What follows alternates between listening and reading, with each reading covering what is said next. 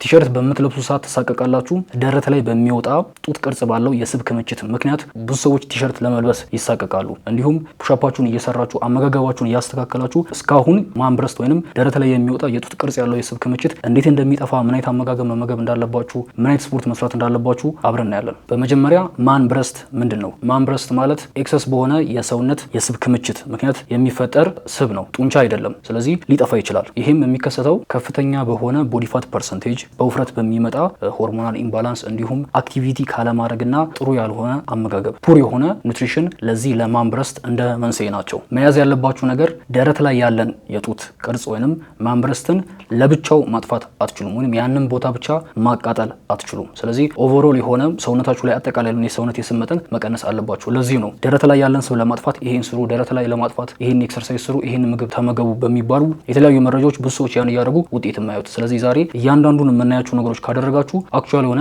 ቼንጅ ወይንም ውጤት ታያላችሁ። ብዙ ወንዶች የሚሳሳቱት ያንን ደረትን አካባቢ የሚገኝ ስብ ለማጥፋት ቤንች ፕረስ ይሰራሉ ወይም ፑሽአፕ ይሰራሉ። እዛ አካባቢ ያለን ማን ብረስትን ለማጥፋት የሚሰሩ እንቅስቃሴዎችን ይሰራሉ።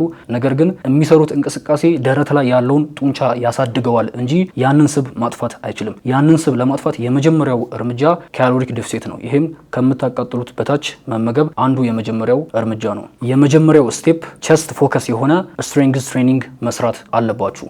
የደረታችሁን ቅርጽ እንደ አዲስ ለማስተካከል ስትሬንግዝ ትሬኒንግ ወይንም ክብደት አንስታችሁ መስራት የመጀመሪያው እርምጃ ነው፣ መጀመሪያ ላይ ማድረግ ያለባችሁ። ይህም ፑሽአፕ፣ ፍላት ላይ የሚሰራ ፑሽአፕ፣ እግራችሁን ከፍ አድርጋችሁ የምትሰሩት ፑሽአፕ። ሁለተኛው ደግሞ ቤንች ፕረስ ወይንም ደግሞ ዳምቤል ፕረስ። በሶስተኛነት ፍላይ ሙቭመንቶች፣ ይህም ደረታችሁን ከተለያየ አንግል በማሰራት የደረታችሁን ቅርጽ ሪሼፕ እንድታደርጉ ይረዳችኋል። አራተኛው ማዘውተር ያለባችሁ ዲፕስ ወይንም በተለምዶ ስሙ ዲጋፕ ተብሎ የሚጠራውን እንቅስቃሴ አቬለብል ከሆነ ያንን መስራት የመጀመሪያው እርምጃ ነው። ደረታችሁን በምታሰሩ ሰዓት በሳምንት 2 ወይንም 3 ጊዜ ለማሰራት ታርጌት ማድረግ አለባችሁ። እንዲሁም ሃይ ሬፒቴሽን ብዙ ድግግሞሽን አስከትላችሁ ደግሞ ከአጭር ታይም እረፍት ጋር ከ30 ሰከንድ ያልበለጠ እረፍት በጣም ብዙ ድግግሞሾችን በማድረግ ደረታችሁን በሳምንት ከ2 እስከ 3 ጊዜ አሰሩ። እነዚህ ደረታችሁን ቢውልድ እንድታደርጉ ጡንቻውን በማጠንከር ሪሼፕ ለማድረግ የደረታችሁን ቅርጽ እንደ አዲስ ለማስተካከል ይረዳችኋል። ሁለተኛው HIIT ሃይ ኢንቴንሲቲ ኢንተርቫል ትሬኒንጎችን ለፋት ሎስ ፕሮግራማችሁ ላይ ማካተት። ትክክለኛ ስብን የምታቃጥሉት በእነዚህ ነው። ምክንያቱም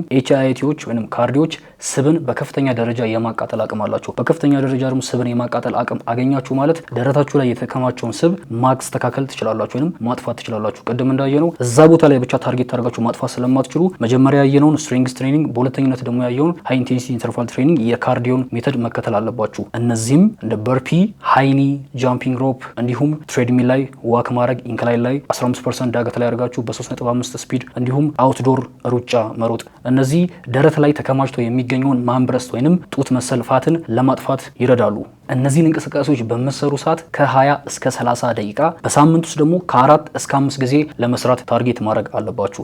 HIITዎች አጠቃላይ የሰውነትን የስብ መጠን ይቀንሳሉ፣ ሆርሞንን የማስተካከል አቅም አላቸው። በሶስተኛነት የምናየው አመጋገብና ላይፍ ስታይላችሁን እንዴት ማስተካከል እንዳለባችሁ ነው። የትኛውም አይነት ስፖርታዊ እንቅስቃሴ መጥፎ የሆነ አመጋገብን መተካት አይችልም። ስለዚህ ደረት ላይ ያለን ስብ ለማጥፋት አልኮልን ማስወገድ አለባችሁ፣ የተጠበሱ ምግቦችን ማስወገድ አለባችሁ።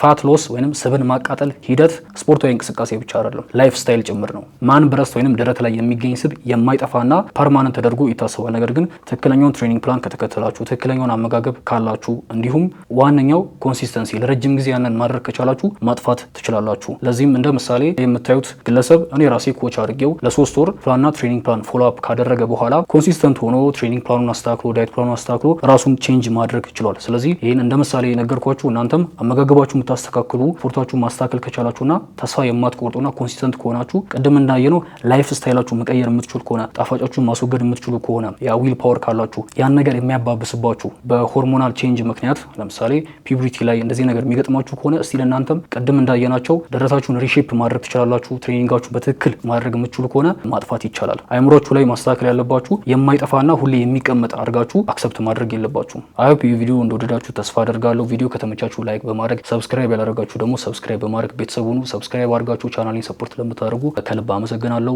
እኔ ኮች እንዳደረጋችሁ የምትፈልጉ የተለያየ የዓለም ክፍል ያላችሁ ሀገር ውስጥም ከሀገር ውጭም እዚህ ስክሪን ላይ እንደምታዩት ራሳችሁን ትራንስፎርም ማድረግ የምትፈልጉ ከሆነ ታች ላይ ባለው የኢሜል አድራሻ የዋትስአፕ ቁጥር ብትጽፉልኝ ፎርም ልኬላችሁ ሪጅስተር አድርጋችሁ እኔ ኮች ላደርጋችሁ እችላለሁ። ትክክለኛ ዳይት ፕላን፣ ትሬኒንግ ፕላን ከኔ ማግኘት ትችላላችሁ። እንዲሁም ብዙ አይነት ፓኬጆች ያሏቸው የፎሎ አፕ አማራጮች ያሏቸው ያንን ማግኘት ትችላላችሁ። እንዲሁም ይሄን ቪዲዮ ስፖንሰር ያደረጉልን ኤሌፋንት ኑትሪሽኖች እዚህ ላይ በምታዩት ስልክ ቁጥር ደውሉላቸው። ጥሩ ዴሊቨሪ ያላቸው። በቀጣይ ቪዲዮ እስክንገናኝ ድረስ ባባይ።